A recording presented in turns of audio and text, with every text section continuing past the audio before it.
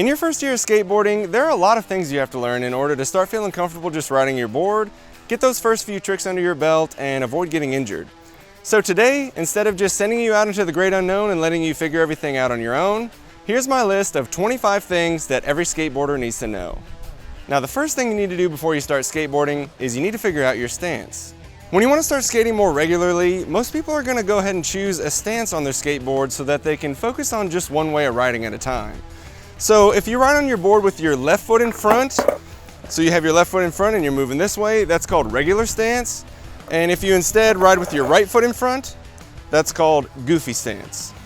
Now, in order to figure out what stance you want to start with, one of the easiest ways you can do it is to find a nice hardwood floor, put on a pair of socks, and then do this. If you instinctively keep using the same foot in front when you try this, that's the same foot you're going to want to use in front when you ride a skateboard. If you keep switching back and forth, I'd say just go ahead and pick whichever one feels a little more stable to you for the time being, and then later if you decide you like the other way better, you can go ahead and switch back.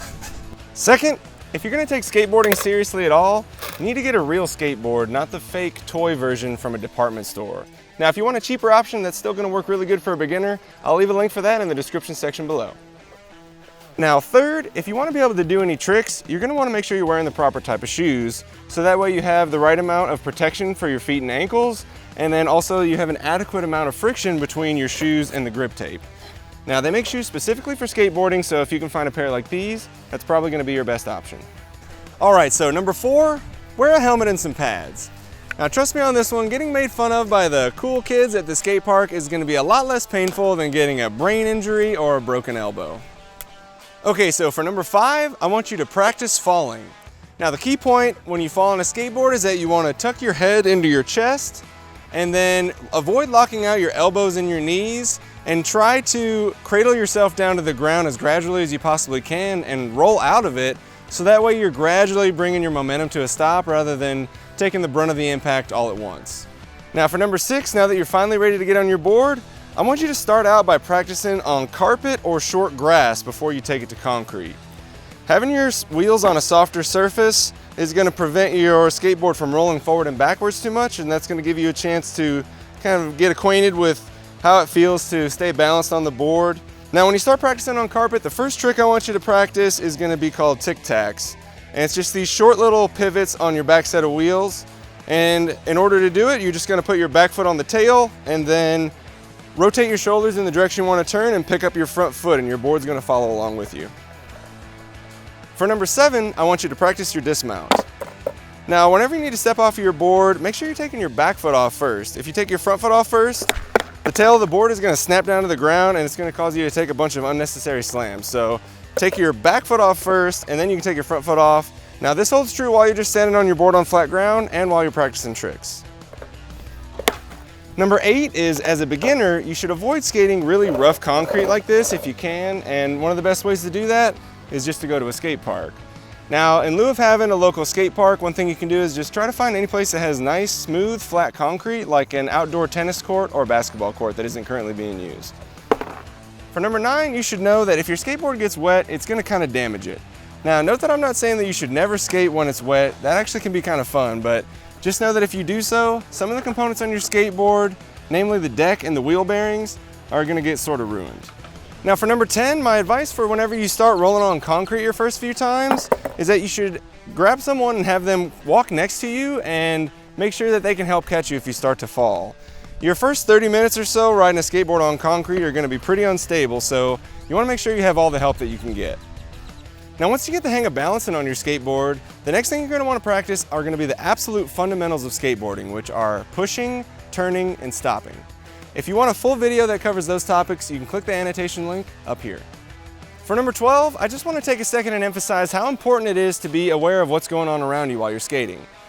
Now, when you first start riding, you may have a tendency to put 100% of your focus into just staying on your skateboard, which can be a good thing, but in a crowded skate park, it can cause you to ignore the paths of other skaters, bicycles, and if you're in the streets, ignore the paths of cars.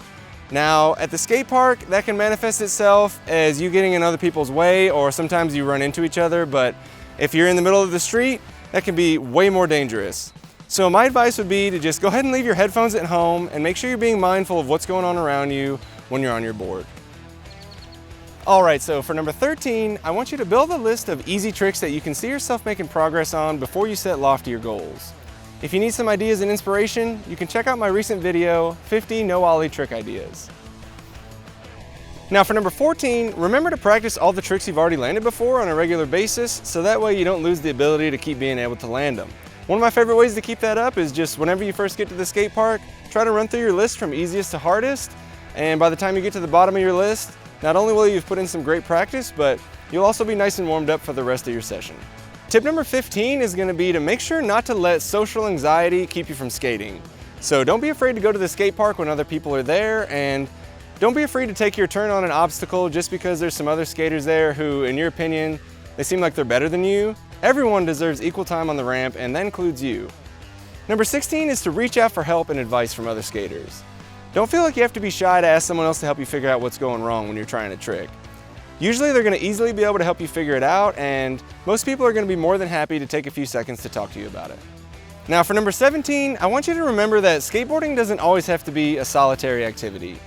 One of my favorite ways to make skateboarding more social is just to ask whoever's already at the skate park if they want to play a game of skate, which is kind of like playing horse in basketball, but instead of making shots from different spots on the court, you're just landing different tricks. Now, aside from playing skate, just having a few friends to come to the skate park with you is going to naturally push you to progress faster, so if the idea of making a few friends sounds a little scary to you, now is going to be a great time to practice. Number 18 is that you should establish rituals. Whether it's a daily habit to stop by the skate park on your way home from work or school, or just warming up with your 10 favorite flat ground tricks whenever you do get to the skate park, for example, having established rituals is going to help you put in more time skating, and as a result, you're going to be able to improve a lot faster than you would otherwise. Number 19 is if you're having trouble figuring out what's going on with a particular trick, try filming yourself and then reviewing the footage so that way you can personally see what's going wrong whenever you try the trick. Number 20 is whenever you're starting out, try to dedicate at least 30 minutes a day to just practicing riding and feeling comfortable on your board.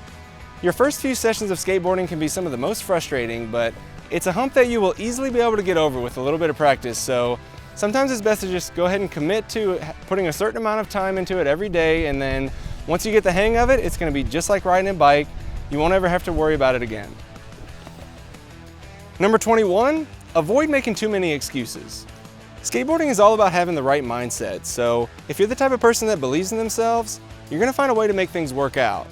And what I mean by that is insignificant details like how old you are, how in shape you are, or what gender you are really should not be coming into play here.